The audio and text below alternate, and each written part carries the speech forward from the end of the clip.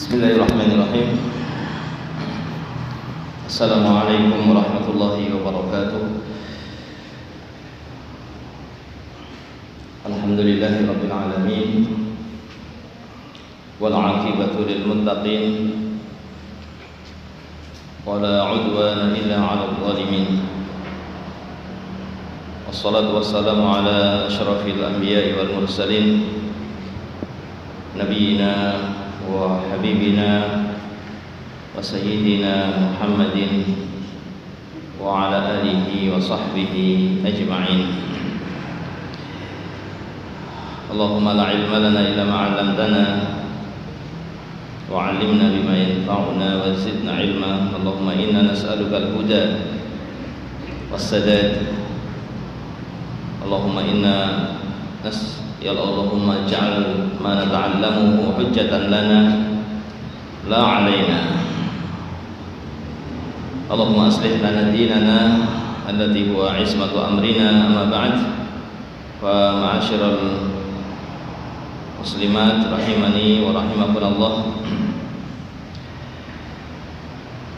Alhamdulillah, kita tentunya membuka dengan mengucapkan pujian, dengan memuji Allah Subhanahu wa ta'ala dengan ucapan kita Alhamdulillah. Alhamdulillah atas kebaikan yang terus Allah limpahkan kepada hamba-hambanya, kebaikan yang tidak terhingga, kebaikan yang datang silih berganti. Dan pada pagi hari ini atau siang hari ini kita mendapatkan kebaikan yang besar. Allah mudahkan kita untuk berada di majelis ilmu, untuk kita bersama-sama mempelajari agama Allah Subhanahu wa ta'ala. Fa nasallallahu subhanahu wa ta'ala an yarzuqana ilman nafi'an. Kita memohon kepada Allah, mudah-mudahan ilmu yang kita pelajari Allah jadikan sebagai ilmu yang bermanfaat. Kama nas'aluhu subhanahu wa ta'ala an yarzuqana al-ikhlas. Sebagaimana pula kita memohon kepada Allah, mudah-mudahan kita diberi pertolongan untuk bisa ikhlas mencari ridhonya Allah subhanahu wa ta'ala dan mengharapkan balasan yang sangat besar yang telah Allah siapkan di akhirat kelak. Dan sebelum kita masuk ke kitab yang kita pelajari, yaitu Aqidah Ahli Sunnah wal Jamaah,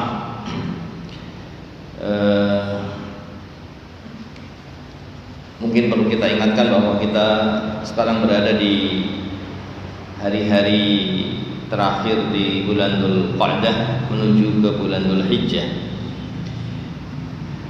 Dan 10 hari yang pertama di awal bulan Dzulhijjah adalah hari-hari yang paling istimewa dalam satu tahun. Nabi kita Muhammad SAW bersabda, "Ma min ayamin al-amalu salihu fiha ahabbu ila Allah min hadhil ayyam al-'ashr." Tidak ada hari yang amal soleh itu lebih dicintai oleh Allah daripada amal soleh yang dilakukan pada 10 hari yang pertama di awal bulan Dzulhijjah. Nabi SAW menyatakan tidak ada hari, berarti hari yang ada di 10 hari yang pertama di awal bulan Dzulhijjah itu hari yang paling utama, karena tidak ada hari yang lainnya selain 10 hari yang pertama ini yang lebih afdal, yang lebih dicintai oleh Allah untuk beramal di dalamnya, sehingga hari-hari tersebut lebih utama dari hari-hari yang ada di manapun dari bulan-bulan yang ada dalam satu tahun. Lebih utama dari bulan yang berikutnya, Muharram, lebih utama dari bulan yang berikutnya, bulan Safar, lebih utama lagi dari bulan yang berikutnya, Rabiul Awal, Rabiul Tsani, Jumadil Awal, Jumadil Tsani, atau Jumadil Ula, Jumadil Tsaniyah. Lebih utama lagi dari bulan Rajab, dari bulan Sya'ban, bahkan lebih utama dari bulan Ramadan. 10 hari pertama di bulan Dzulhijjah itu lebih utama dari hari-hari yang ada di bulan Ramadan. Bahkan para ulama mengatakan lebih utama dari 10 hari yang terakhir di bulan Ramadan, kecuali malam harinya ada khilaf ya. Karena 10 hari yang terakhir apakah lebih afdal dari 10 hari yang pertama? 10 hari yang terakhir di bulan Ramadan apakah lebih utama dari 10 hari yang pertama di awal bulan Dzulhijjah? Maka ada khilaf. Dan pendapat yang pertengahan insyaallah bahwa pagi harinya, siang harinya lebih afdal 10 hari yang pertama di awal bulan Dzulhijjah, dan malam harinya lebih utama 10 hari yang terakhir bulan Ramadan karena di sana ada Lailatul Qadar. Ya, dan maka jamaah yang dirahmati Allah Subhanahu wa taala, ibu-ibu yang dirahmati Allah, hendaknya kita memohon kepada Allah agar kita diberi kekuatan, agar kita diberi kemampuan, agar kita diberi kemudahan untuk bisa mengisi 10 hari yang pertama di awal bulan Dzulhijjah nanti dengan kita tingkatkan ibadah kita ya. Karena ini adalah rahmat yang Allah berikan kepada umat Nabi Muhammad SAW. Di antaranya adalah berlipat gandanya amalan, yang amalannya sedikit tapi pahalanya berlipat-lipat sebagai pengganti dari pendeknya usia umat Nabi Muhammad SAW. Allah ganti dengan barokah pada hari-hari yang ada, yang dilewati untuk beramal soleh di dalamnya ya. Dan memang umat Nabi Muhammad SAW ini umat yang marhumah, yang musibah-musibah dan kesulitan-kesulitan yang mengenai kita ketika kita dapatkan di dalam kehidupan kita dan kita bersabar, maka kesulitan-kesulitan dan musibah-musibah itu akan mengurangi siksa kita di akhirat ya. Jadi Allah mengurangi azab umat ini dengan rintangan-rintangan, dengan ujian-ujian yang ada di dunia, dengan kesulitan-kesulitan yang ada di dunia, atau dengan musibah-musibah yang Allah timpakan di dunia sebagai pengganti dari siksa di akhirat. Maka tentunya ini rahmat. Jadi kalau kita mendapatkan kesulitan, musibah, hendaknya kita sabar, karena justru itu sebetulnya rahmat dari Allah, yang dengan itu Allah ingin menghilangkan siksa kita di akhirat. Dan rahmat Allah juga Allah berikan kepada umat ini berupa tadi dilipat gandakannya pahala dengan amalan yang sedikit, dengan umur yang usia yang singkat ya, tapi pahalanya berlipat-lipat ya. Bahkan digambarkan dalam sebuah hadis, permisalannya seperti permisalan orang yang ingin mengupah tukang ya.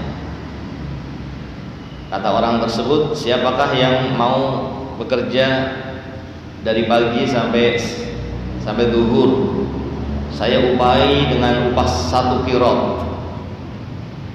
Siapa yang mau? Maka dengan segera orang Yahudi sebelum didahului oleh yang lainnya dalam urusan dunia, maka dia pun segera menerima tawaran tersebut, bekerja dari pagi sampai zuhur, dapat upah 1 qirot. Kemudian ternyata orang tadi menawarkan lagi, siapakah yang mau dibayar 1 qirot dari zuhur sampai asar? Karena Yahudi sudah mengambil yang pertama, maka dia tidak bisa mengambil lagi.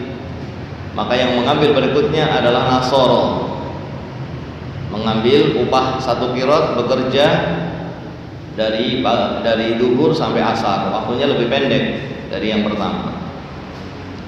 Kemudian orang tadi mengatakan, siapa yang mau aku upah, aku kasih upah 2 qirot. untuk bekerja dari asar sampai maghrib. Maka ini diambil oleh kaum muslimin, oleh umat Nabi Muhammad sallallahu alaihi wasallam.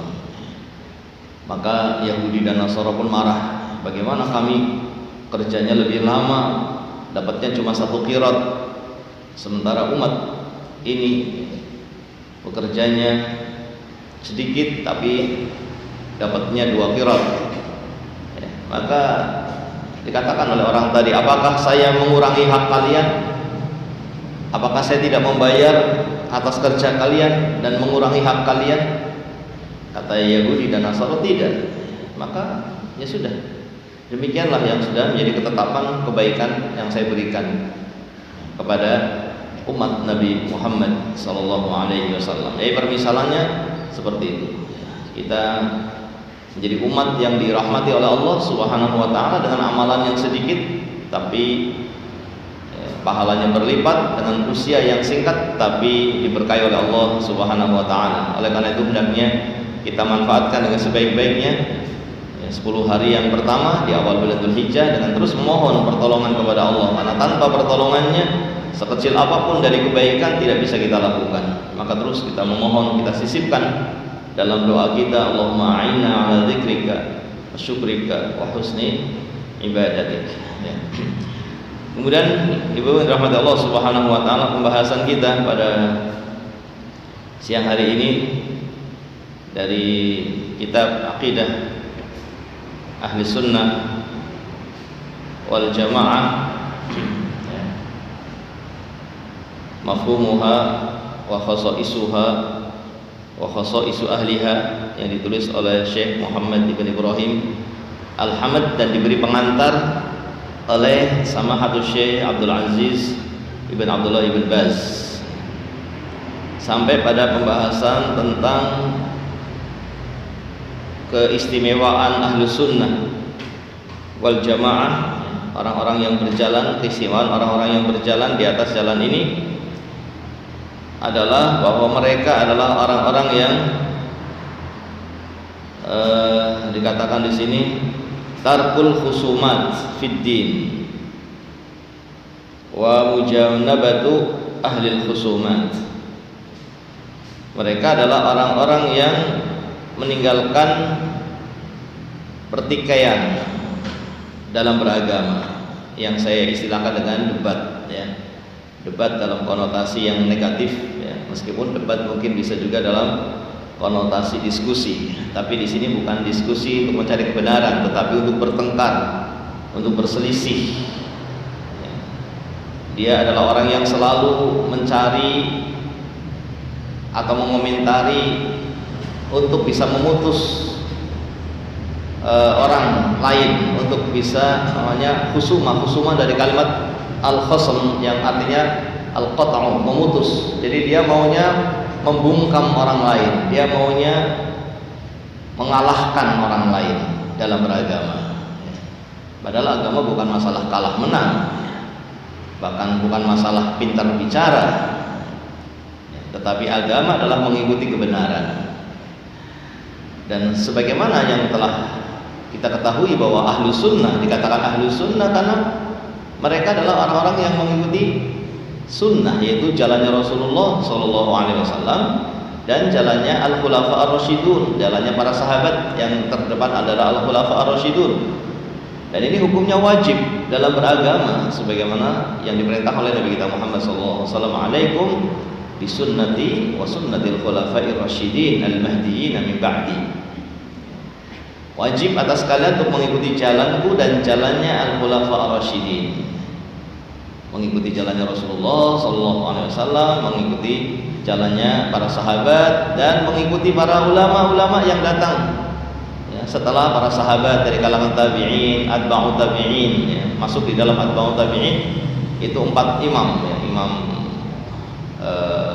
Abu Hanifah, Imam Malik, Imam Syafi'i, dan Imam Ahmad rahimahumullah, dan ulama-ulama yang lainnya. Karena agama ini Allah Subhanahu wa taala telah menetapkan yang membawa agama ini setelah Rasulullah SAW adalah para ulama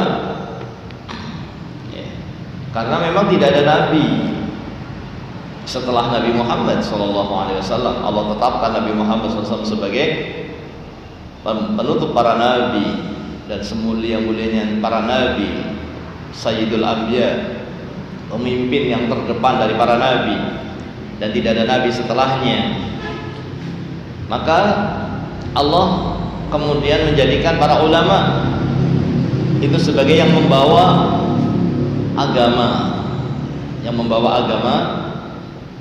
Rasulullah Shallallahu Alaihi Wasallam. Ya. Maka di sini dalam kita beragama, ya kita mengikuti jalan Rasulullah SAW, mengikuti jalannya para sahabat, kemudian mengikuti jalannya para ulama yang mengikuti sahabat. Mereka sebagai panutan kita dalam beragama. Untuk kita mengambil agama ini dari mereka, kita mengambil agama ini dari para ulama. Kita mengambil agama ini dari para ulama yang memang telah Allah tetapkan sebagai orang-orang yang membawa agama ini, agama Nabi Muhammad SAW setelah wafatnya beliau SAW. Hanya saja para ulama ini tidak maksum, ya. Para ulama tidak maksum. Berbeda dengan Nabi SAW. Oleh karena itu, yang dimaksud dengan mengikuti para ulama adalah mengikuti kebenaran yang dibawa. Karena yang membawa kebenaran, membawa agama setelah Nabi SAW adalah para ulama. Tetapi mereka tidak maksum, sehingga ketika kita menjadikan para ulama sebagai panutan, bukan kemudian kita fanatik dengan semua ucapannya, tetapi kita mengambil agama ini dari mereka, mengambil kebenaran dari mereka.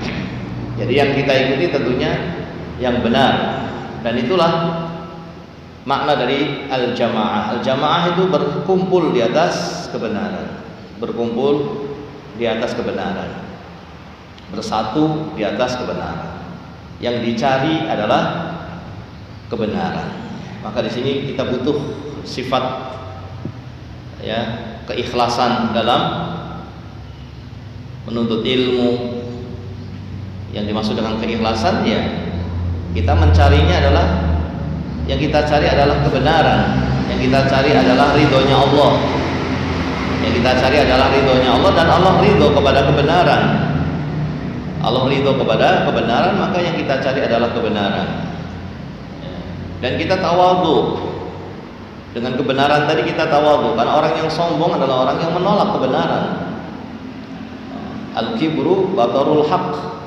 Sombong itu menolak kebenaran.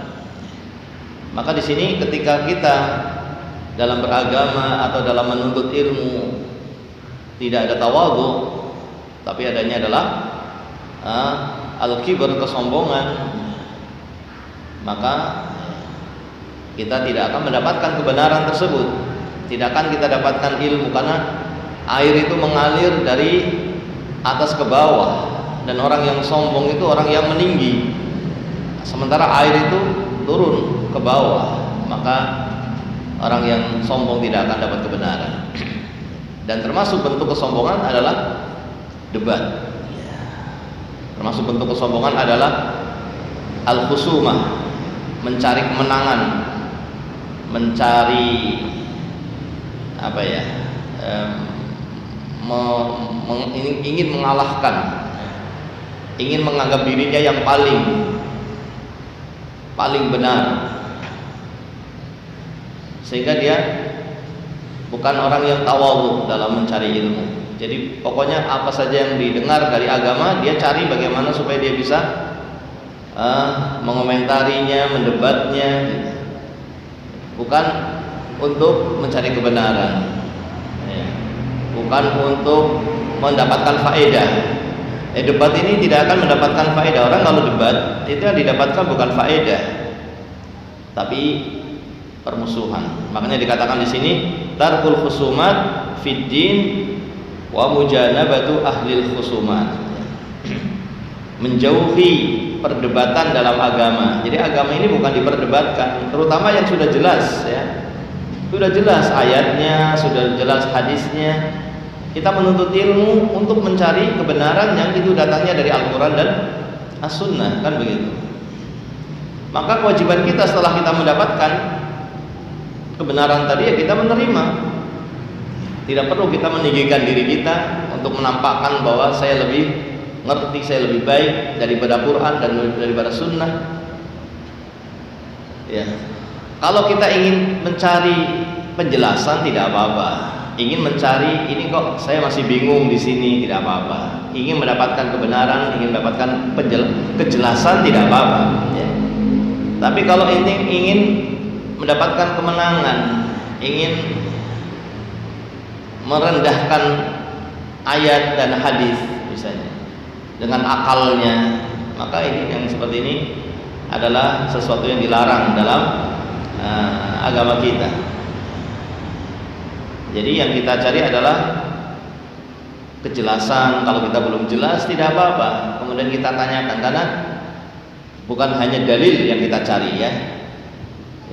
Yang dimaksud dengan kita beragama dengan kebenaran, dengan dalil itu adalah dengan cara pendalilan yang benar juga. Jadi bukan sekedar dalil. Yang dimaksud dengan kita harus mengikuti dalil itu dengan pendalilan yang benar. Ya, karena kebatilan juga dibangun di atas dalil. Orang-orang yang membawa kebatilan itu mereka punya dalil. Cuma dalilnya itu pendalilannya seenak mereka. Pendalilannya, cara memahami dalilnya itu pakai hawa nafsu ya.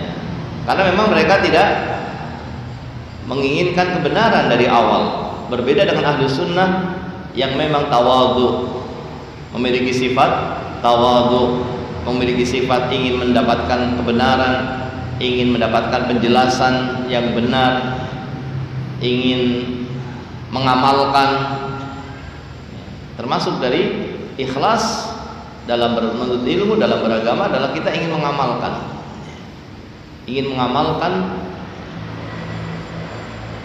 agama ini, ingin mengamalkan agama. Sehingga ketika kita belajar, kita berusaha untuk faham dan yakin bahwa ini adalah agama yang diturunkan oleh Allah Subhanahu wa taala. Kemudian kita amalkan, itu maksudnya. Tidak ada maksud untuk apa? Menentang untuk mengalahkan ucapan orang. Karena ada orang yang barangkali tipenya seperti itu ya. Bahasa kita ingin menangnya sendiri. Pokoknya kalau ngomong maunya menangnya sendiri. Ya. Maka ya kita hindari sikap seperti itu ya. Sampai ada istilah apa itu yang benar ngalah atau apa itu, yang waras ya, yang waras ngalah, itu kan sudah ya, ini sudah bukan lagi benar salah tapi menang kalah. Nah, kita dalam beragama bukan mencari menang kalah. Makanya pernah Imam Malik, sehingga saya didatangi oleh orang ya, yang mengajak debat kepada beliau. Saya akan mengajak debat dengan Anda. Kalau saya menang, maka Anda mengikuti saya. Kemudian Imam Malik mengatakan, bagaimana kalau saya yang menang? Saya akan mengikuti Anda, kata dia. Bagaimana kemudian kalau saya ketemu orang lain dan dia yang menang? Kita kita bersama mengikuti dia. Kalau seperti itu bagaimana agama jadi permainan, berpindah-pindah kepada satu keyakinan kepada keyakinan yang lainnya hanya karena menang kalah ya. Maka orang yang suka menangnya sendiri di sini, yang suka mencari kemenangan, sebetulnya dia adalah orang yang tidak yakin di atas kebenaran. Orang yang tidak yakin di atas kebenaran, maka hendaknya ini kita jauhi. Dan ini ada. Bahkan saya pernah ya menjumpai orang yang seperti ini dan dia menulis buku, kemudian dia sebutkan di situ pendapat dia Di antaranya bahwa daging anjing itu halal.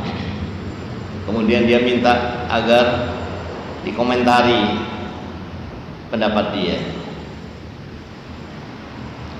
Kemudian saya katakan kepada dia, kalau Anda adalah orang yang yakin dengan keyakinan ini, ya silahkan sebarkan, dan konsekuensinya Anda harus siap. Kalau berkata tanpa ilmu, maka azab Allah menunggu.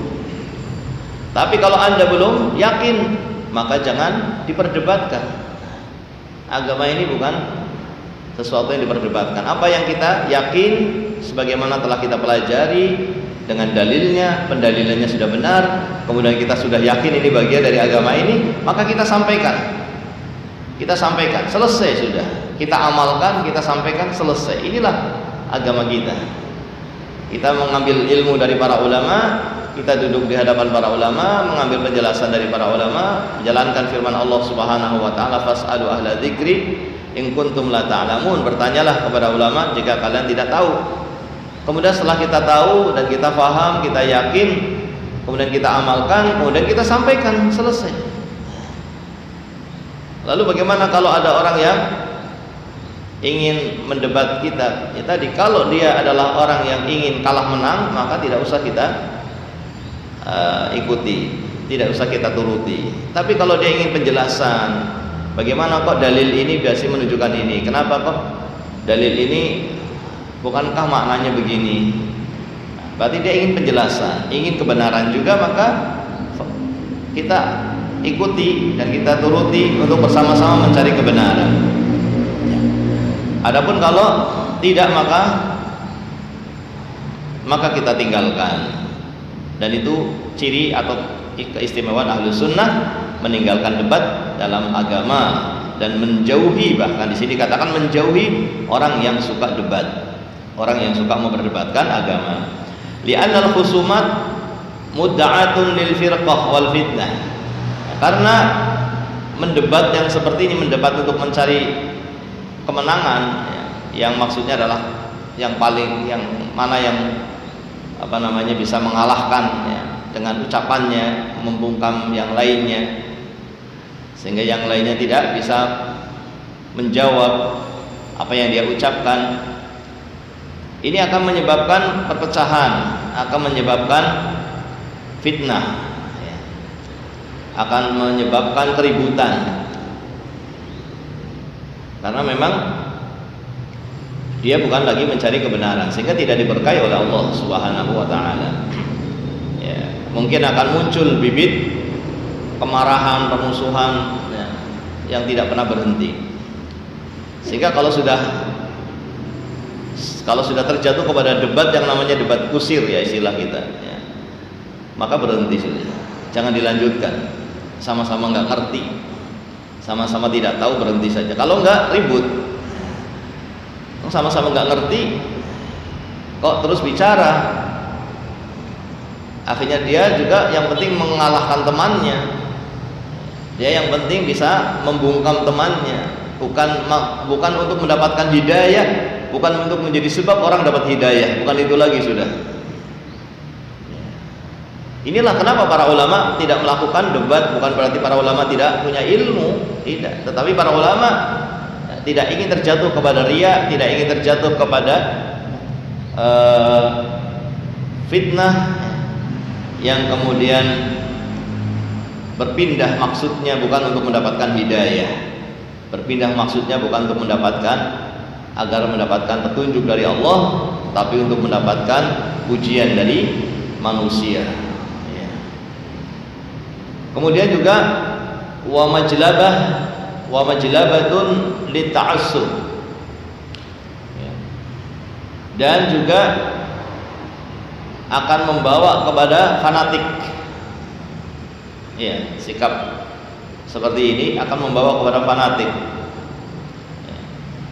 Makanya tadi dikatakan oleh orang tadi yang mengatakan kepada Imam Malik, saya akan ikuti kamu atau kamu ikuti saya. Ini kan namanya fanatik, bukan lagi kepada mengikuti Rasulullah Sallallahu Alaihi Wasallam. Wattiba'ul hawa, dan akan mengikuti hawa nafsu. Wa matiyatun lilintisar linafs, dan ini akan menjadi sebab orang itu rusak niatnya, karena bukan lagi untuk memenangkan agama, bukan lagi untuk menampakkan kebenaran, tapi untuk memenangkan dirinya. Bagaimana supaya dirinya menjadi orang yang menang dalam berbicara tentang agama di hadapan orang lain, sehingga dia hanya mencari kemenangan dirinya. Nah, wat tashaffi minal akharin wa dhari'atun lil qaul 'ala Allah bi ghairi ilmin. Nah, jadi akhirnya dia bukan untuk mencari kebenaran, tapi untuk memenangkan dirinya dan untuk merendahkan orang lain, dan akan menyeret kepada berbicara tanpa ilmu, berbicara tentang Allah tanpa ilmu. Itu efek negatifnya dari jidal, debat kusir, debat yang yang bukan lagi untuk mencari kebenaran, mencari kejelasan, bukan lagi untuk maksudnya untuk agar mendapatkan hidayah, menjadi sebab orang lain dapat hidayah, tapi sudah untuk mengalahkan yang lainnya, membungkam yang lainnya, untuk kemudian memenangkan pribadinya, merendahkan orang lain. Ini efek negatif sehingga tidak diperbolehkan. Walamma kana hadza huwa sya'nul jadal wal khusumat ibta'ada 'anha salaf salih.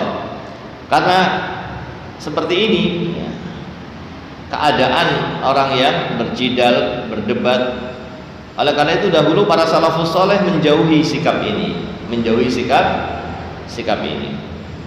Wa haddaru minha, bahkan mereka mengingatkan orang dari sifat ini agar jangan memiliki sifat ini. Wa warada anhum asarun katsira fi dzalik, dan datang asar yang sangat banyak riwayat-riwayat dari salaf yang menunjukkan hal tersebut. Di antaranya akhraja al-Ajuri bi sanadihi an Muslim ibn Yasar, salah seorang salaf namanya Muslim ibn Yasar. Beliau mengatakan apa? Iyyakum wal mirah fa innahu sa'atu jahlil alim wa biha yabtaghi syaitan sallatahu. Hati-hati kalian dari debat kusir, ya, karena itu waktunya bodohnya orang alim. Orang alim bisa jadi bodoh kalau sudah berdebat seperti itu.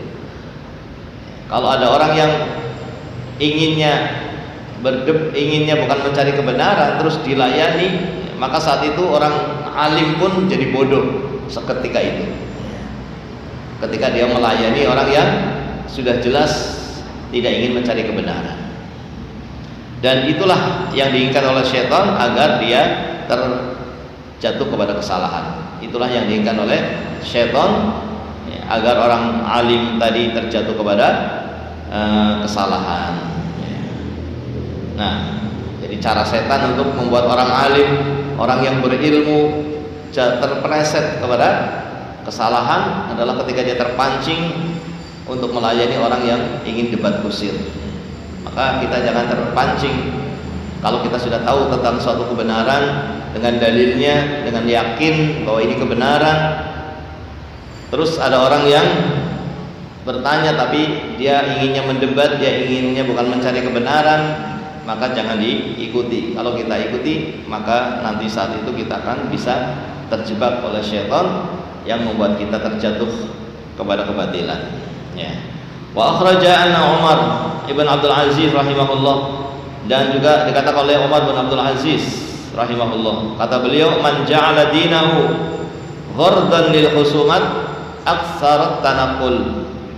Barang siapa yang menjadikan agamanya sebagai maksud untuk perdebatan, agamanya itu dijadikan sebagai objek, ya, objek untuk berdebat. Setiap masalah dijadikan objek berdebat, masalah ini jadikan objek berdebat, maka dia akan menjadi orang yang paling banyak berpindah agama. Agamanya bukan lagi kebenaran, agamanya ya mana yang menang, mana pendapat yang mengalahkan yang lainnya, itu yang diikuti. Ya, dan sekali lagi bahwa kebatilan itu bukan tidak ada dalilnya. Kebatilan yang diucapkan oleh ahlul ahwa itu ada dalilnya semuanya, tapi dalil yang dipaksakan. Sehingga maksud dari kita mengikuti dalil adalah mengikuti dalil dengan pendalilan yang benar, karena memang yang kita inginkan adalah kebenaran. Adapun ahlul batil, dia sudah punya keyakinan terlebih dahulu, kemudian dia cari dalil untuk membenarkan kebatilannya. Ya, maka kita hati-hati ketika ada kebatilan yang sudah jelas ditunjukkan oleh Al-Quran ini batil, ditunjukkan oleh hadis ini batil. Kok ada orang yang menyebutkan dengan dalil ya, bahwa itu adalah benar, padahal sudah jelas bahwa itu sesuatu yang batil dari Al-Quran dan As-Sunnah yang kita pelajari. Tiba-tiba ada orang yang mengatakan ini bukan batil, kemudian dia membawakan dalil. Ingat bahwa dalil itu adalah dalil untuk membenarkan, dalil untuk membenarkan kebatilan, bukan dalil untuk menunjukkan bahwa itu benar. Itu yang namanya syubhat, ya. Itu yang namanya syubhat, bukan berilmu sebelum berbicara, tapi dia telah berbicara dulu baru mencari ilmunya. Maka jadinya dalilnya untuk pembenaran saja ya, maka kita jangan terbawa oleh dalil tersebut. Kita jangan terbawa oleh dalil tersebut yang akhirnya kita terjebak ya. Kita terjebak dengan dalil tersebut, padahal ya, pendalilannya tidak benar ya. Kemudian dikatakan juga waqala Sabit ibn Qurrah rahimahullah, iyyakum wa hadhil khusumat fa innaha tuhbitul a'mal. Hati-hati kalian dengan debat kusir, karena sesungguhnya itu akan menghancurkan amalan. Ya, lihat bagaimana bukan hanya permusuhan, bukan hanya jadi dengki, hasad, bukan hanya menjadi pertikaian ya, dan permusuhan di dalam hati ya, tapi bahkan menjadi sebab rusaknya amal ya.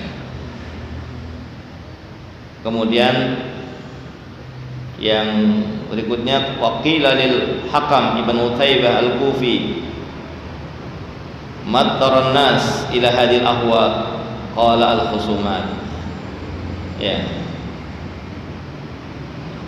Walau alam maknanya barangkali apa yang membuat orang menjadi mengikuti hawa nafsu, maka yang paling membuat orang mengikuti hawa nafsu adalah jidal, debat kusir akan membuat orang mengikuti hawa nafsu. Dan kemudian dikatakan di sini oleh Imam Syafi'i dalam bentuk syair ya, dalam bentuk syair ya. Yang ala kulli hal ini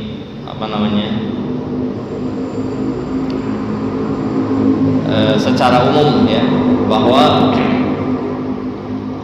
kita harus menjadi orang yang berilmu ya, sebelum berkata dan beramal. Sehingga ketika para ulama itu ketika diam, itu diamnya dengan ilmu. Ketika ulama bicaranya juga dengan ilmu. Meskipun tadi kita katakan mereka tidak maksum, tetapi mereka tidak akan mengikuti hawa nafsu. Mereka tidak akan kemudian meninggalkan jalannya Rasulullah Shallallahu Alaihi Wasallam, karena mereka itu ketika diamnya dengan ilmu, ketika berbicaranya juga dengan ilmu, ketika melakukan ini melakukan itu semuanya dengan ilmu, semuanya dilakukan dengan ilmu, sehingga yang dengan sebab itulah mereka menjadi para ulama yang dimuliakan oleh Allah Subhanahu wa taala untuk membawa agama ini. Barangkali ini ya Ibu-ibu yang dirahmati Allah Subhanahu wa taala, masih tersisa syair ya. Tapi ini ada pertanyaan, barangkali nanti waktunya tidak cukup. Dan yang berikutnya juga masih terkait dengan debat ya. Untuk tema pembahasan berikutnya masih juga terkait dengan masalah debat, sehingga nanti kita lanjutkan pada pertemuan yang akan datang insyaallah. Ini ada pertanyaan, apa sebab beberapa orang yang fanatik pada ustadz tertentu dengan rujukannya masing-masing, dengan mudahnya berdebat dengan lisan maupun tulisan yang tidak beradab dan berakhlak, seakan-akan merendahkan lawan debatnya. Itu tadi sudah terjawab insyaallah ya. Kalau memang maksudnya adalah debat kusir, yang terjadi seperti itu. Kalau maksudnya debat kusir, kalau maksudnya kebenaran, bahkan Imam Syafi'i mengatakan saya tidak ingin berdebat, berdiskusi, kecuali saya ingin agar musuh saya, lawan saya itu yang menang. Lihat bagaimana beliau betul-betul ingin mengedepankan hidayah. Jadi beliau ketika ingin berdebat, kalau memang harus berdebat, berdiskusi dengan benar ya, melihat orang ada yang ingin mendebatnya ya, tapi memang mencari kebenaran, dia berharap agar kebenaran itu justru datangnya dari lawannya. Nah, kalau seperti itu kan yang terjadi tentu adalah tawadhu, yang terjadi adalah saling berakhlak, memiliki akhlak yang mulia karena sama-sama mencari kebenaran. Tapi kalau sudah ingin menjatuhkan, sudah ingin mencari kemenangan, nah maka yang terjadi adalah tadi menjadi kemudian fanatik, jadi fanatik kepada fulan dan alan dan kepada ustadz-ustadz yang tertentu barangkali ya, yang kemudian dia hanya ingin agar terjadi keributan, keramaian, yang terjadi hal-hal yang tidak ada faedahnya, hal-hal yang tidak mendatangkan faedah sama sekali, membuang-buang waktu, ya, membuang-buang waktu, membuang-buang tenaga, yang kemudian yang menjadi tujuannya adalah kemenangan diri sendiri, yang menjadi tujuannya adalah untuk menjatuhkan lawannya. Berbeda dengan seperti Imam Syafi'i yang menjadi tujuannya adalah kebenaran, bahkan dia ingin yang membawa kebenaran itu adalah lawannya. Sehingga memang yang dicari adalah kebenaran, sehingga kedua-duanya tawadhu, ingin mencari kebenaran dan tidak sombong dengan kebenaran. Ya, barangkali itu ya. Kemudian sikap pertengahan Ahlus Sunnah menyikapi perbedaan di kehidupan sosialnya yang bertentangan dengan dalil. Misal ada walimah di RT kita tidak diundang, tapi karena adat mereka tanpa undangan tetap hadir, dan acara PKK yang selalu disertai pujian, kadang rebanaan dan sebagainya, kalau tidak datang dianggap tidak sopan, mohon solusinya. Ya, ini mungkin bukan sikap pertengahan ya. Ya. Tapi ini adalah sesuatu yang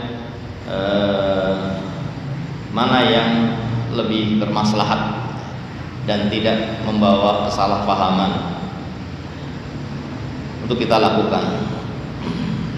Ya, kalau kita bisa menjelaskan, saya pernah, saya juga sama, kita juga tadi malam juga saya RT ya, sama ya, ada kehidupan di masyarakat, ada RT-an, ada pembahasan, maka mana yang akan mendatangkan kemaslahatan, maka itu yang kita lakukan. Kalaupun terjatuh kepada kemadharatan, maka kita memilih kemadharatan yang lebih ringan. Kalau harus terjatuh pada kemadharatan, ya kita memilih kemadharatan yang lebih ringan.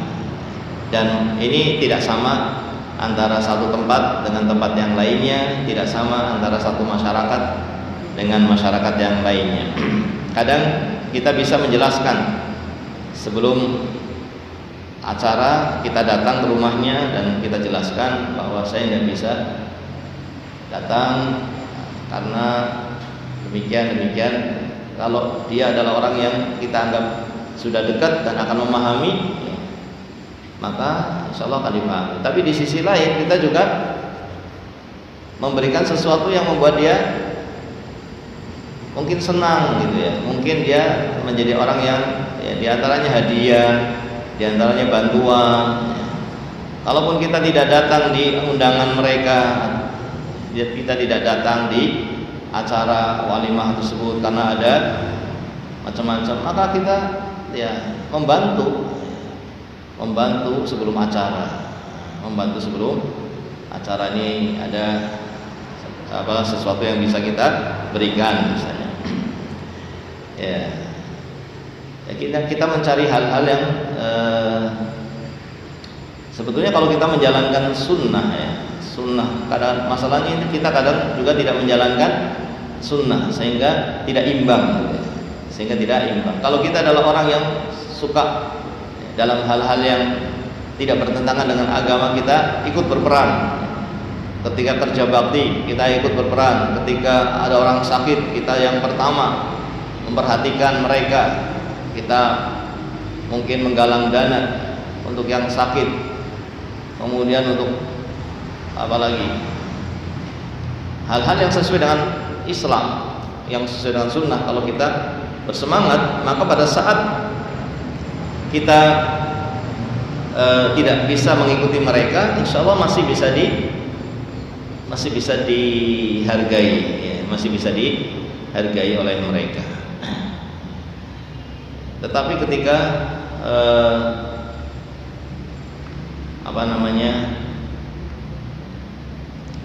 dalam hal-hal yang sesuai sunnah pun kita tidak hidupkan, yang itu terkait dengan berbuat baik kepada orang lain,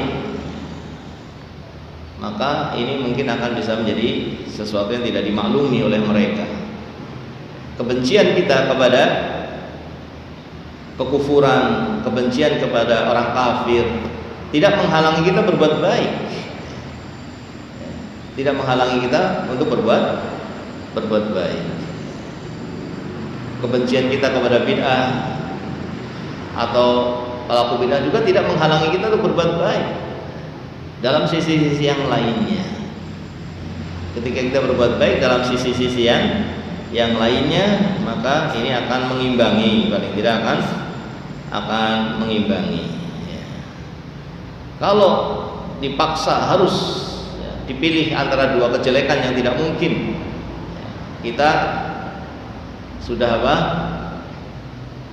terlanjur masuk ke acara yang tadinya tidak ada maksiat, tiba-tiba ada maksiatnya, maka ada pilihan apakah kita akan keluar atau tidak. Ya, di situ berarti dipaksa untuk memilih dua madharat. Keluar juga bermadharat, menyakiti orang, akan salah paham mungkin orang kepada kita.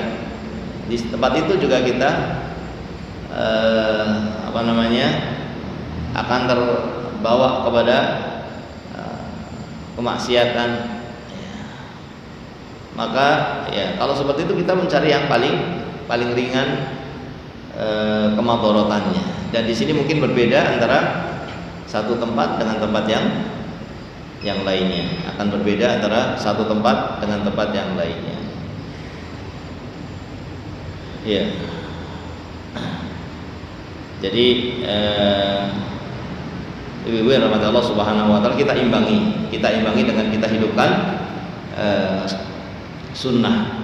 Kita imbangi dengan berbuat baik kepada tetangga, selalu memikirkan, selalu berpikir bagaimana apa yang saya bisa lakukan untuk berbuat baik kepada tetangga, meskipun dengan sesuatu yang sedikit.